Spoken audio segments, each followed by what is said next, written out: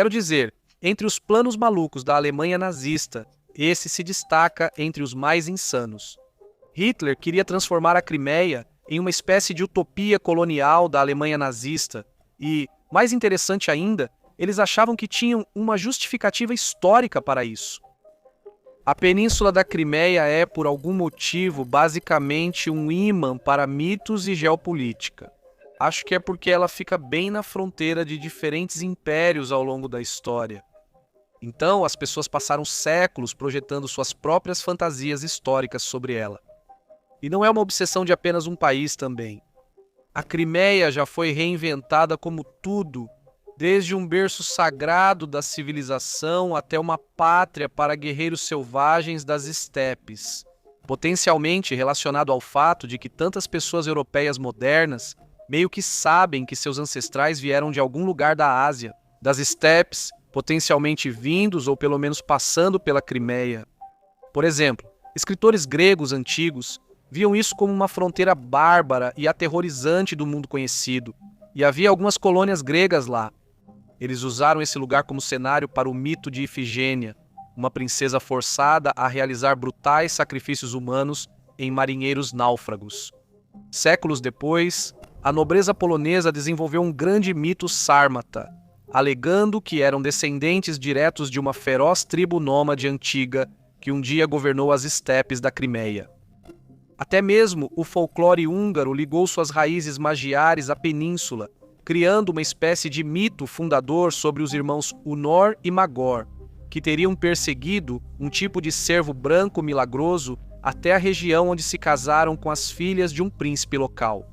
Além disso, a cultura russa romantizou profundamente a Crimeia como uma terra sagrada, construindo uma espécie de mito nacional em torno da crença de que o grão-duque Vladimir foi batizado na cidade crimeana de Quersoneso em 988, trazendo efetivamente o cristianismo para toda a Rus de Kiev.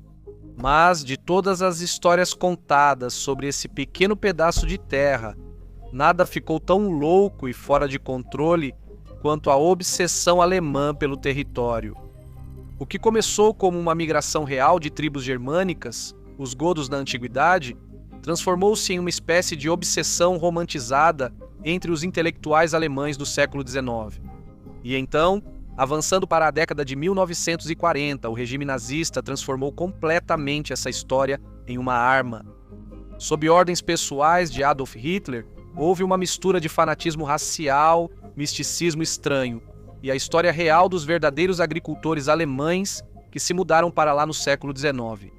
Esses elementos foram combinados para justificar um plano assustador: eliminar os habitantes locais e transformar a Crimeia em uma colônia utópica da Alemanha nazista.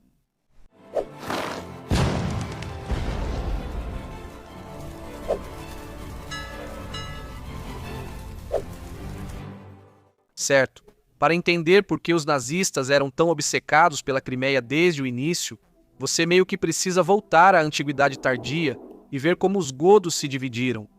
Isso é perto do fim do Império Romano do Ocidente. Os godos originalmente vieram da região da bacia do rio Vístula, fica perto da atual Polônia. Algumas pessoas dizem que eles vieram da ilha de Gotlândia, que hoje faz parte da Suécia. Eles começaram a se mover para sul e leste em direção ao Mar Negro por volta do século II a.C. Enquanto viajavam, eles se dividiram em dois grupos principais. Os godos ocidentais, os visigodos, seguiram em direção a Roma. Eles lutaram contra o Império e eventualmente se misturaram às populações locais da França, Itália, Portugal e Espanha, criando os reinos ostrogótico e visigótico. Mas os godos orientais tinham um pequeno grupo que também avançou pelas vastas estepes da Ucrânia e eventualmente atravessou para a Crimeia. Eles se estabeleceram lá e permaneceram por um bom tempo, misturando-se com outras populações locais e nunca realmente estabelecendo uma identidade única ou um reino próprio ali. Eles viveram principalmente no sudoeste da península, conhecido como Gótia. A capital deles era chamada Doros, e algumas ruínas foram descobertas, confirmando sua presença e identidade cultural. Sabemos que eles permaneceram por um tempo, pois estimativas indicam sua chegada no terceiro século, com relatos posteriores sobre sua existência. Ogier Giseland de Busbecq, um enviado do Sacro Império Romano ao Império Otomano, é uma das principais fontes sobre eles. Em uma carta de cerca do século XVI, ele relata a singularidade da língua gótica da Crimeia. Isso mostra que, quando os hunos destruíram os antigos reinos das estepes ao redor, os godos da Crimeia não fugiram para o oeste. Em vez disso, eles recuaram para as montanhas acidentadas e fortificadas do sul da Crimeia. E por estarem tão isolados em suas fortalezas nas montanhas, conseguiram manter viva sua distinta língua germânica, tão longe da Alemanha, por mais de 1000 anos. Eles se misturaram com gregos e alanos locais, eles se converteram ao cristianismo ortodoxo e, eventualmente, todos juntos formaram um pequeno reino medieval chamado Principado de Teodoro. Teodoro resistiu até que o Império Otomano finalmente o conquistou no final do século XV. E isso pôs fim ao último estado gótico independente. Mas enquanto os antigos godos estavam desaparecendo ou se misturando ao Império Otomano, uma nova onda completamente diferente de alemães entrou em cena. Isso ainda não era um mito. Foi uma migração em massa patrocinada pelo Estado. Em 1783, a Rússia anexou a Crimeia sob Catarina a Grande, conquistando-a dos otomanos. Catarina, princesa alemã de nascimento, percebeu que tinha um problema. As terras do sul recém-conquistadas eram muito pouco povoadas, e ela queria protegê-las contra o Império Otomano. A solução dela foi o Manifesto de 1763, que seus sucessores expandiram. Eles convidaram europeus, principalmente alemães, para se estabelecerem nas novas fronteiras do Império Russo, como a Crimeia. Isso deu origem aos alemães do Volga, uma grande minoria alemã dentro do Império Russo, que eventualmente se espalhou e migrou. Alguns deles foram embora, mas essa já é uma outra história. Na época, a grande corrida para a Crimeia atingiu o auge por volta de 1804, sob o czar Alexandre I.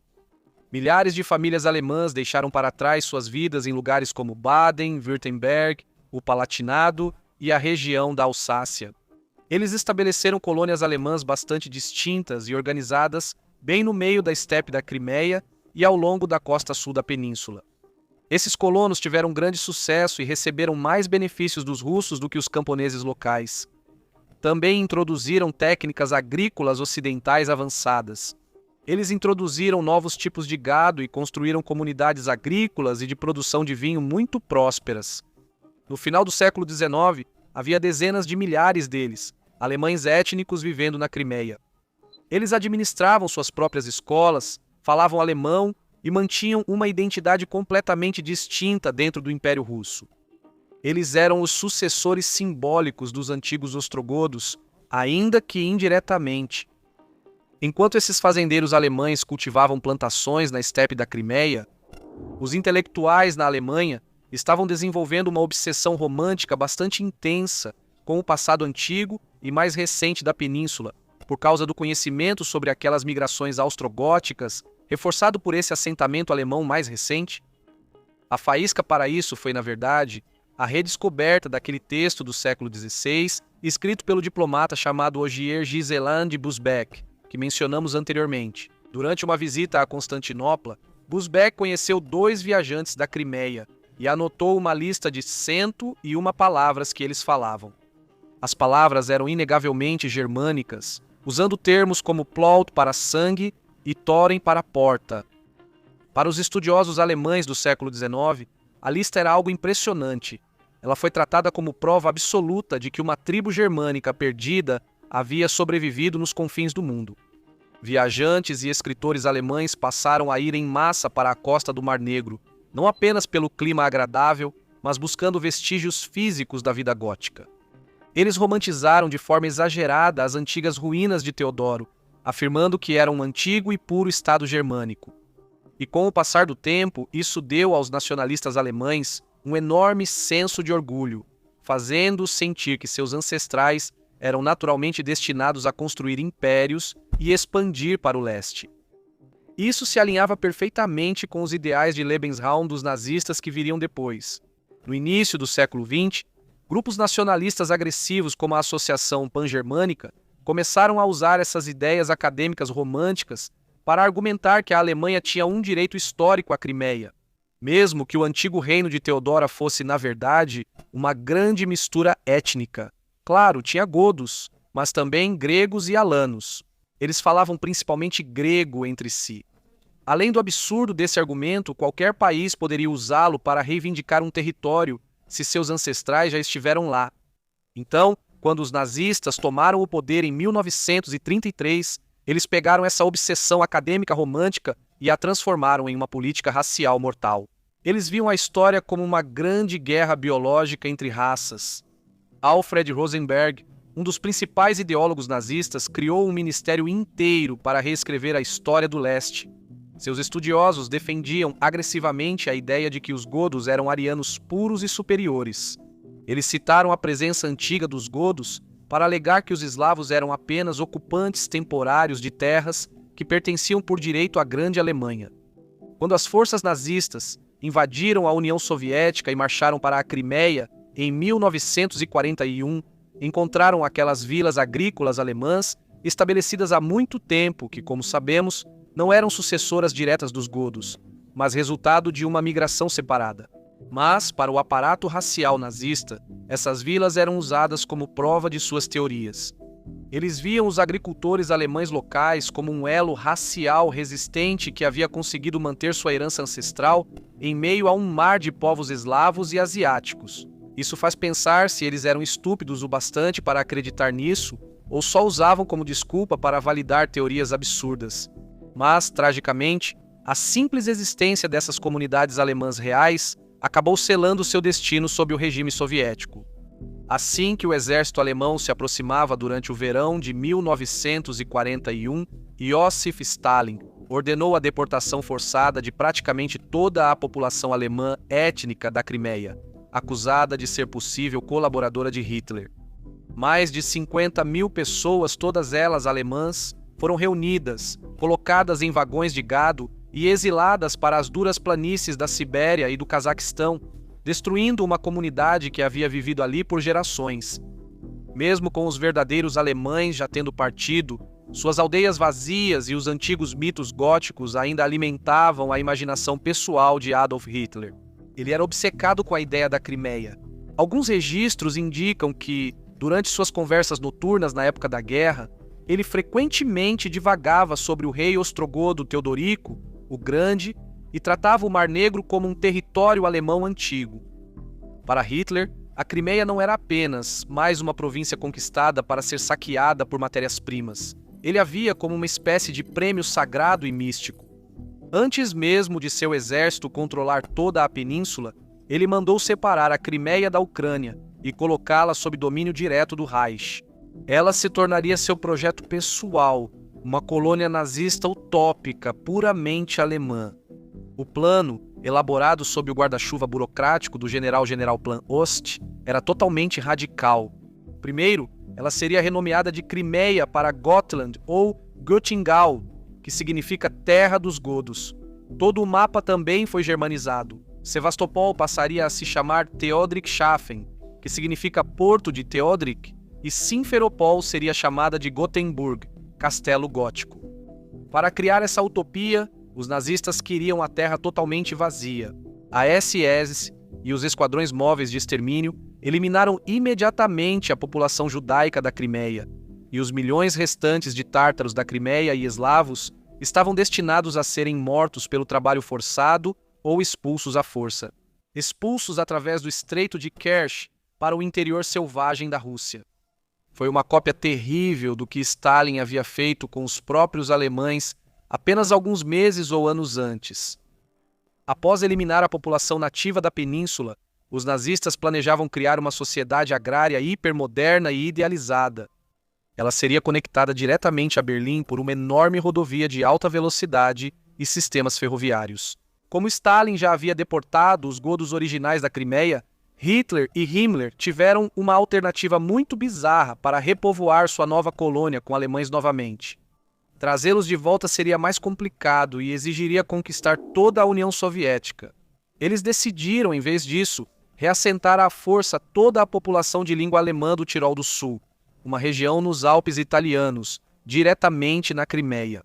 Isso resolveu um grande problema político para Hitler, pois removia dali uma minoria étnica alemã que na época fazia parte da Itália e estava causando atritos com seu aliado fascista, Benito Mussolini.